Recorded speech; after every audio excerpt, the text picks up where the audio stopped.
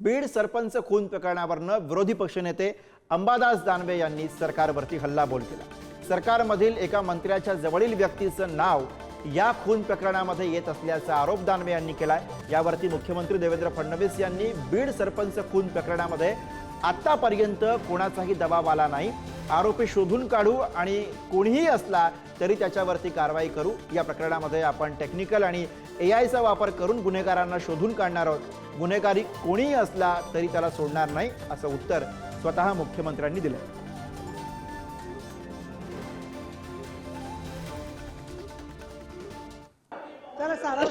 सभापती महोदय, सहा गुन्हेगारावर गुन्हा दाखल झालेला आहे। दुर्दैवानं याच्यामध्ये एक राष्ट्रवादी काँग्रेस अजितदादा गटाचा तालुकाध्यक्ष तो सुद्धा याच्यात सहभागी आहे।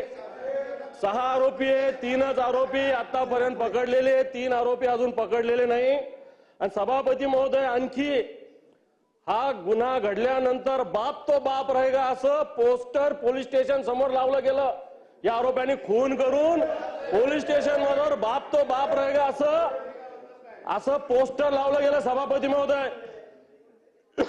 आणि माझी याच्यातून आपल्या मार्फत सरकारला मागणी आहे, जर गुन्हेगार असं बाप तो बाप रहेगा म्हणतो खून करून, अजून 3 गुन्हेगार फरारी आहे। माझी मागणी आहे की या 3 गुन्हेगारांवर लवकरात लवकर आपण अटक करावी। की आपल्या मंत्री असलेले एक जे बीड जिल्ह्यातले मंत्री आहेत, त्यांचे एक जवळचे वाल्मिक अण्णा नाव आहे त्यांचं, त्यांनी सुद्धा या आरोपींना फोन केले, या पोलीस स्टेशनला फोन केले, अशा प्रकारचा सुद्धा आरोप त्या भागातील जनतेनं केलेला आहे। सभापती महोदय, माझी याच्या आपल्या मार्फत या सरकारला विनंती आहे, देवेंद्रजी फडणवीस सारखे मुख्यमंत्री झालेले आहेत की याच्यामध्ये जे जे कोणी आरोपी आहे यांच्यावर त्वरित कारवाई झाली पाहिजे।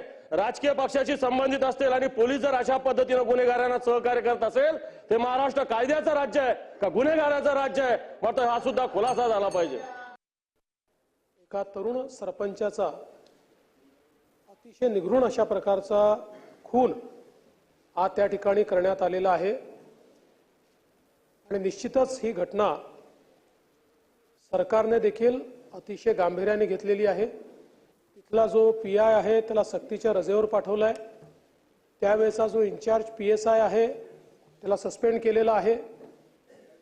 3 आरोपींना अटक केलेली आहे। काही आरोपी अद्याप फरार असले तरी त्यांना शोधून काढून त्यांना देखील निश्चितपणे अटक करण्यात येईल। आरोपी कुठल्या पक्षाचा आहे, जातीचा आहे, धर्माचा आहे, कुठली भाषा बोलतो, कोणाशी संबंधित आहे, अशा प्रकारचा विचार न करता जो खरोखर घटनेमध्ये इन्व्हॉल्व असेल अशा प्रत्येकावर कारवाई केलीच जाईल। याकरताच ही केस सीआयडी क्राईमला ट्रान्सफर केलेली आहे। तिथे या संदर्भात एक स्पेशल एसआयटी तयार करण्याला सांगितलेली आहे। या एसआयटीच्या मार्फत याची चौकशी करून या घटनेच्या पाठीमागे जे कोणी असतील त्यांना शोधून काढून त्यांच्यावर कारवाई केली जाईल।